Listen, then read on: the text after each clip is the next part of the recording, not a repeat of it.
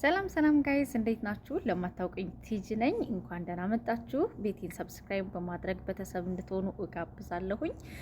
ዛሬ አንድ ነገር ይዤላችሁ መጥቻለሁ። እሱም በተለይ ስፔሻሊ አረብ ሀገር ያላችሁ እህቶቼ በተለያዩ ሶሻል ሚዲያ ላይ አንዳንድ ቪዲዮ ስትቀርጹ ስትለቁ አያለሁኝ ማለት ነው። ለእናንተ ምናልባት ለጊዜው መዝናናት እንጆይ እንደማድረግ ሊሆን ይችላል። ነገር ግን አንድን ቪዲዮ ክሬት አድርጋችሁ ስትለቁ ባክግራውንዱ ይዞባችሁ ስለሚመጣው መዘዝ ወይም ደግሞ ስለሚሰጣችሁ ሰላም ማወቅ መቻል አለባችሁ።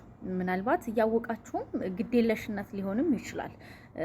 ግን ራስን ወደ ሲኦል መወርወር ግዴለሽነት አስፈላጊ ነው ብዬ አላስብም ማለት ነው። እሱ ምንድነው? ልክ ቪዲዮአችሁን ትሰሩና ቪዲዮአችሁ ላይ አሰሪዎቹ የጥቅልል ብለው ይሄዳሉ። ከዛ ቆንጂየው አንዱ ልጅ ብቻና ነው የቀረን አይደለ? የሆነ ሰው እንዴት ነው በተለይ ይሄ ተቃራኒ ጾታን ያጋደለ ነገር ትጽፉና ትለቃላችሁና በዛ ወቅት አሰሪያችሁ ልታዩ ትችላለች። እስክኖር ስታደርግ መቼም በዚህ ሰዓት ላይ ሶሻል ሚዲያ የማይጠቀም የለም። ከነሱ የተረፈውን ነው እኛ የምንጠቀመው ማለት ይቻላል። ስለዚህ እስክኖር ሲያደርጉ ታዩታላችሁ። ጌታው ተመቸኝ ለኔ ምናምን የሚለው ሙዚቃ ተለቆ ነው ዳንስ ሪያክሽናችሁን እያሳያችሁ የምትለቁትና ጻፋችሁትን ስክሪንሾት አድርገው ትራንስሌሽን ውስጥ ቢያስገቡት ምን ሊሉ እንደሚችሉ መገመት የሚከብድ አይመስለኝም።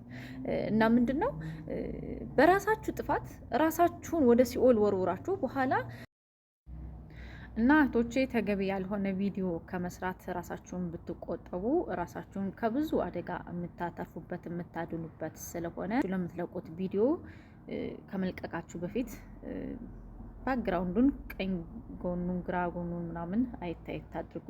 የፈለገ አሰሪዎቻችሁ ጥሩ ቢሆኑም እንደዚህ አይነት ነገር አልመክርም፣ አልደግፍም። በተለይ አንዷ ልጅ ሊሆኑ ስጦታዎችን እየገዛ ይሰጠኛል።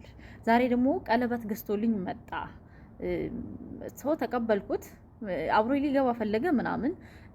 ብዙ መሄድ አልፈልግም። ይሄን ስላችሁ በእርግጠኝነት ታያታላችሁ።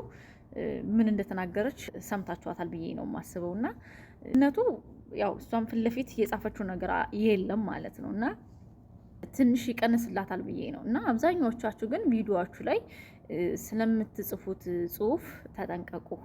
በተለይ ከመዳማችሁ ጋር ሊያነካካ የሚችል ምክንያቱም የእነሱን ፕራይቬሲ መኝታ ቤታችሁ እየገባችሁ ብዙ ልጆች ቪዲዮ የምትሰሩ ማያለውኝ። ይሄ ብቻ አይደለም እንግዲህ ፐርሰናል ህይወቷን ላይፏን ሶሻል ሚዲያ እያወጣችሁ ነው። ስለዚህ ሰውን ፐርሰናል ያለ ፍቃዱ ቪዲዮ መቅረጽ፣ ድምጽ ሪከርድ ማድረግ ምን ሊያስከትል እንደሚችል ብዙዎቻችሁ ታውቁታላችሁ ብዬ አስባለሁኝ። ስለምትሰሩት ቪዲዮ ቀርጻችሁ ከመልቀቃችሁ በፊት ቅድሚያ 1-2 ብላችሁ አስቡበት ነው የዛሬው መልእክቴ።